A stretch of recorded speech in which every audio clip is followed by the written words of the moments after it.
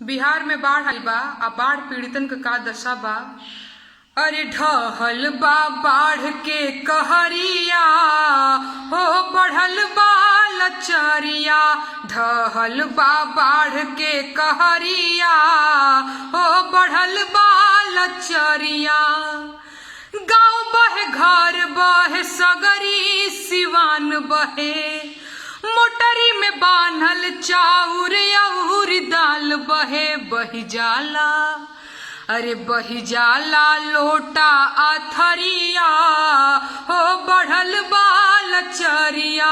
ढहल बा बाढ़ के कहरिया हो बढ़ल बा लचरिया।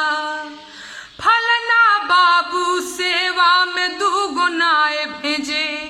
ओ हिरनैया में 4 गो छेद भेजे।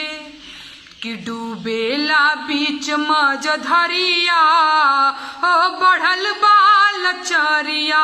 ढहल बा बाढ़ के कहरिया हो मचल हकरिया।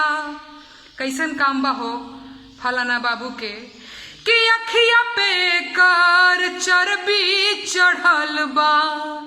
कनवा के बहिर गुंग भइल बा। अरे लेके सुतल बा में हरिया हो बढ़ल बा लचरिया। टूटे ना एह कर नींदरिया।